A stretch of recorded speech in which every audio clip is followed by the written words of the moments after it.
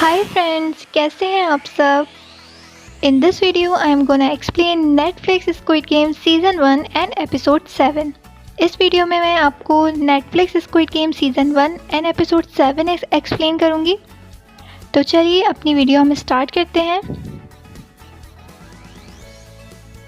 Episode 7 के start में हम देखते हैं कि वो सब मार्बल वाली गेम खेलने के बाद वो सब वापस से अपने रूम में आ जाते हैं। यहाँ पर चैंग देखता है कि साइब्यूक की वो वाली फ्रेंड तो अभी तक ज़िंदा है, जिसे देख के वो बहुत हैरान हो जाता है। वो वहाँ आराम से बैठी होती है और अब यहाँ पर हम जान पाते हैं कि चैंग और ये पहले से ही एक दूसरे को जानते थे, और क्योंकि अब इन दोनों के बीच में किसी बात पर क्लैश चल रहा था तो इसलिए वो चैंग को बुली करने लगती है।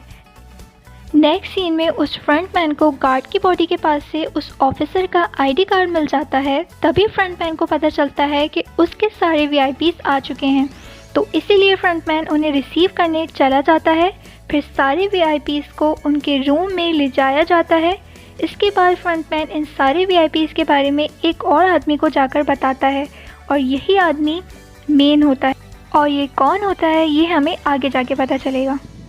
देन नेक्स्ट डे उन सबको 5th गेम के लिए ले जाया जाता है। वहाँ पर 1 to 16 नंबर्स होते हैं, तो सब प्लेयर्स अपना अपना नंबर ले लेते हैं।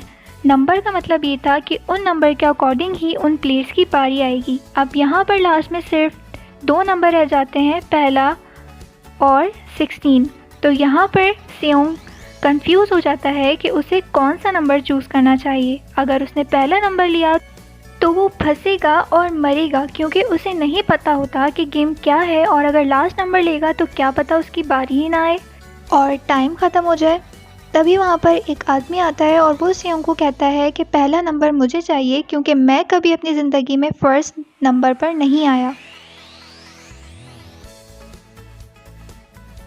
इसके बाद उन्हें गेमिंग रूम में लाया जाता है। इस गेम का रूल ये था कि दिए हुए टाइम में उन्हें ब्रिज की दूसरी साइड पर जाना था, और ये ब्रिज 2 टाइप के ग्लास से बना होता है। एक होता है आर्म ग्लास और एक होता है टेम्पर्ड ग्लास, जिस पर पाँव रखते ही वो टूट जाएगा और वो लोग नीचे गिर जाएंगे। अब गेम स्टार्ट हो जाता है और वो लोग एक एक करके मरने लगते हैं, और एक टाइम ऐसा आता है कि जैंग सबके आगे होता है और वो आगे ही नहीं बढ़ रहा होता। अब उनके पास सिर्फ एक ही रास्ता था कि या तो वो लोग आगे जाएं या फिर सभी मर जाएं। और तभी जैंग के सामने उसकी वही फ्रेंड आ जाती है जो उसे बुली कर रही थी, और वो जैंग को कहती है कि मैंने तुम्हें कहा था कि जिस दिन तुमने मुझे धोखा दिया मैं तुम्हें मार दूंगी। इसके बाद वो जैंग को पकड़ लेती है और उसे लेकर नीचे कूद जाती है, जिसकी वजह से वो दोनों मर जाते हैं। अब वहाँ पर एक आदमी था जो कि ग्लास कंपनी में काम करता था, और उसे पता था कि टेम्पर्ड ग्लास कौन सा है। लेकिन जब फ्रंटमैन को इस बात का पता चलता है तो वो लाइट्स ऑफ करवा देता है ताकि वो ग्लास को पहचान ही ना पाए। लास्ट में एक ही स्टेप बचता है, लेकिन उनके पास तो टाइम ही नहीं होता। तो यहाँ पर सेंगू उस आदमी को धक्का देता है, तो यहाँ पर सेंगू, सेयोन और साइब्यूक ब्रिज को फाइनली क्रॉस कर लेते हैं। लेकिन ग्लास टूटने की वजह से उन्हें काफ़ी चोट लग जाती है, ख़ास तौर पर साइब्यूक को।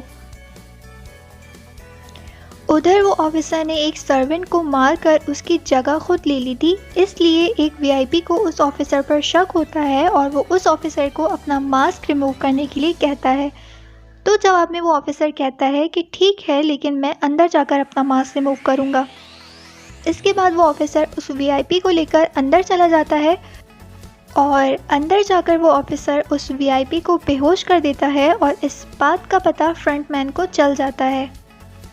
इसीलिए फ्रंटमैन उस ऑफिसर के पीछे जाता है और उसे देख लेता है। इसीलिए वो ऑफिसर वहाँ से भागकर एक आइलैंड पर आ जाता है, लेकिन फ्रंटमैन भी उसका पीछा करने लगता है। और इसी के साथ ये एपिसोड यहाँ पर एंड हो जाता है। नेक्स्ट एपिसोड में हम जान पाएंगे कि फ्रंटमैन ऑफिसर को पकड़ पाता है या नहीं, और साइब्यूक के बारे में। आई होप कि ये एक्सप्लेनेशन आपको पसंद आई होगी। नेक्स्ट एपिसोड की एक्सप्लेनेशन जल्दी मैं अपने चैनल पे अपलोड करूँगी। And if you like this video please share and subscribe to my channel, and stay healthy and stay safe.